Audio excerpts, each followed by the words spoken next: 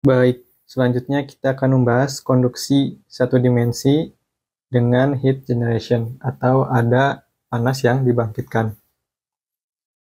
Sini akan ada terdapat panas yang dibangkitkan akibat adanya konversi dari bentuk energi yang lain menjadi energi panas.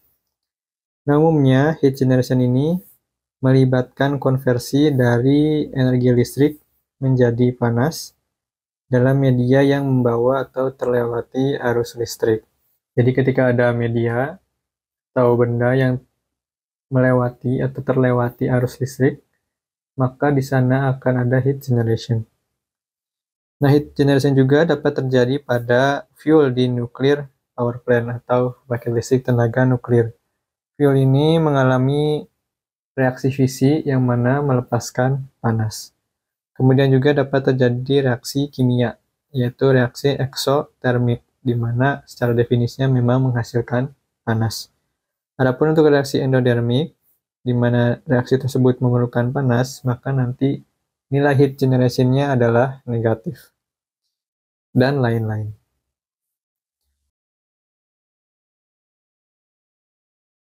Kemudian kita akan meninjau konduksi pada plane wall atau dinding dengan heat generation.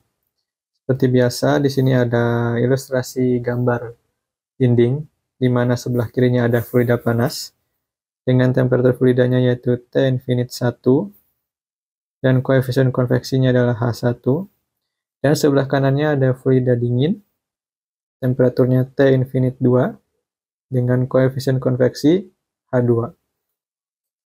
Kemudian, dinding ini memiliki ketebalan dalam koordinat X, di mana yang kiri adalah min L, dan yang kanan adalah L. Permukaan dinding sebelah kiri memiliki temperatur TS1. Kemudian, di dinding sebelah kanan memiliki temperatur TS2. Nah, di sini, dinding ini mengalami heat generation atau ada panas yang dibangkitkan sebesar Q dot. Nah, karena ada panas yang dibangkitkan, maka di sini distribusi temperaturnya adalah seperti ini. Kalau tidak ada generasi panas atau panas yang dibangkitkan, seperti bahasan sebelumnya, maka distribusi temperaturnya adalah lurus seperti ini, linear ya. Tapi karena ada panas yang dibangkitkan, maka distribusi temperaturnya membentuk sebuah kurva. Ini adalah T fungsi terhadap X. Nah, di sini untuk menyelesaikannya, kita membuat asumsi. Asumsinya adalah konduksi satu dimensi, di mana panasnya mengalir dari kiri ke kanan ya, X, dalam arah X hingga satu dimensi. Kondisinya steady state atau tunak. Kemudian dengan heat generation atau panas yang dibangkitkannya adalah seragam. Jadi selain ada panas yang dibangkitkan, juga panas yang dibangkitkan nilainya seragam atau uniform. Lalu kemudian nilai K-nya adalah konstan. Nah, objektifnya apa? Sama seperti sebelumnya, yaitu untuk mencari kesamaan distribusi temperaturnya, T fungsi dari X, dan juga laju perpindahan panasnya atau Qx. Di sini langkah-langkah yang digunakan setidaknya ada 3. Pertama, kita menggunakan heat equation, kemudian integralkan 2 kali, lalu menentukan konstanta C-nya, hasil dari integral tersebut, dengan kondisi batas. Kita mulai dari yang pertama, yaitu menggunakan heat equation. Kita tulis heat equation seperti yang sudah pernah kita bahas sebelumnya. Ini adalah heat equation-nya. Karena konduksi satu dimensi, maka tidak ada di koordinat Y dan tidak ada di koordinat Z. Steady state atau keadaan tunak, maka dt per dt-nya adalah 0. Sehingga persamaannya menjadi d kuadrat T per dx kuadrat tambah Q dot dibagi dengan K sama dengan 0. Atau kita juga bisa tulis karena hanya satu koordinat, sehingga turunan parsialnya kita bisa tulis menjadi turunan biasa, yaitu d kuadrat dibagi dx kuadrat tambah q dot dibagi k sama dengan 0. Kemudian kita akan menuju langkah kedua, yaitu diintegralkan 2 kali. Sini kita tulis lagi persamaannya. D kuadrat T dibagi dx kuadrat tambah q dot dibagi k sama dengan 0. Sebenarnya kita bisa jabarkan dulu menjadi D per dx dikali dt per dx sama dengan min q dot dibagi k. Kita pendaruaskan. Kemudian persamaan ini kita integralkan 2 kali.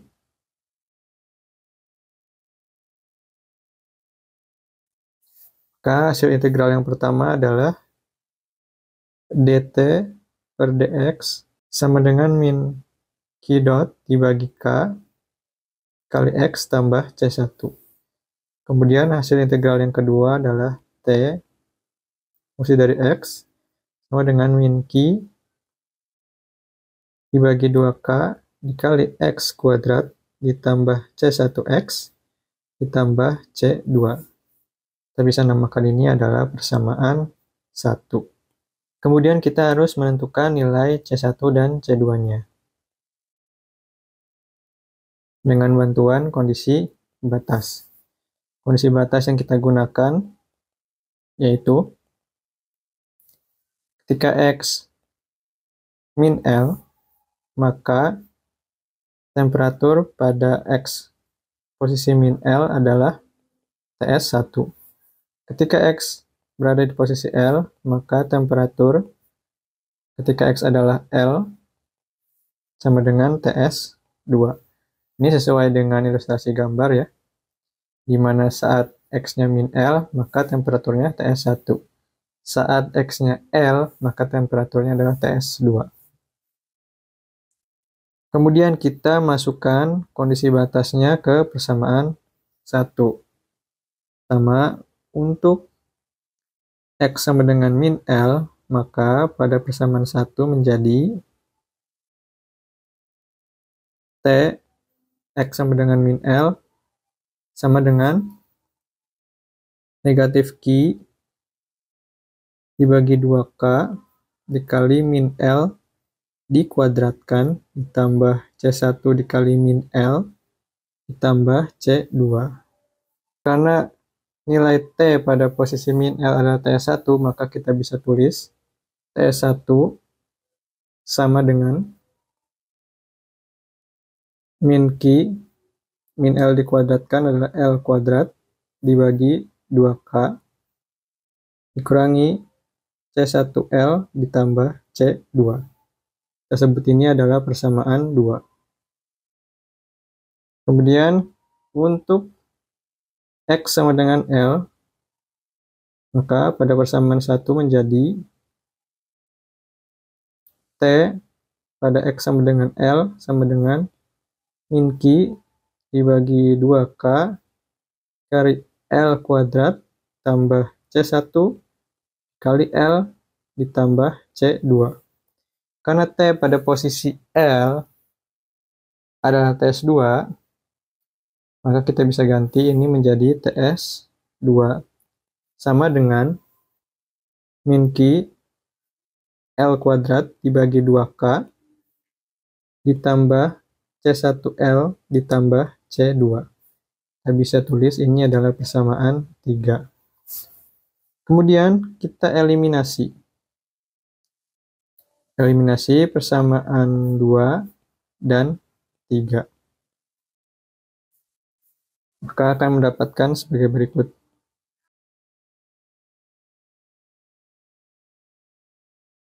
Ini adalah nilai dari C1-nya.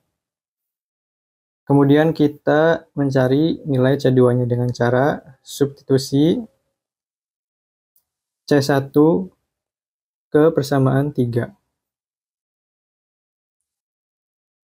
Maka akan didapatkan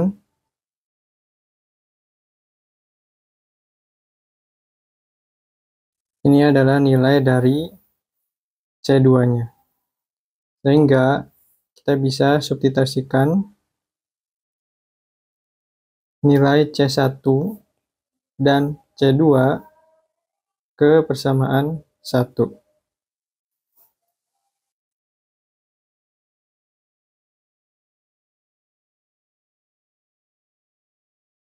Maka ini adalah persamaan distribusi temperatur.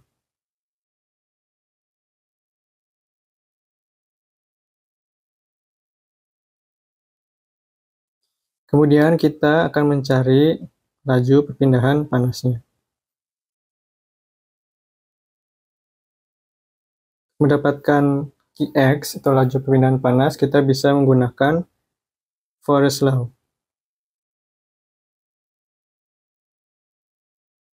Di mana persamaannya yaitu Qx sama dengan min K kali A kali dt per dx. Nah, dt per dx-nya adalah turunan pertama dari persamaan distribusi temperatur, di mana turunan pertamanya yaitu adalah, kemudian kita substitusikan nilai dt per dx ke Fourier Law, sehingga didapatkan Qx sama dengan min K dikali A kali min Q dot per K kali X tambah TS2 kurangi TS1 dibagi 2L. Nah, ini adalah persamaan laju perpindahan panasnya. Di sini bisa kita lihat bahwa persamaan ini mengandung nilai X, sehingga dengan adanya heat generation,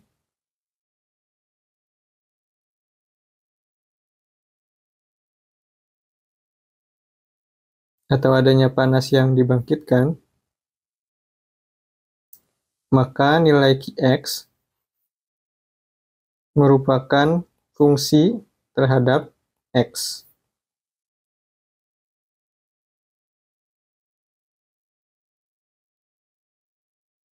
Berbeda dengan jika tidak ada heat generation, nilai Qx adalah konstan.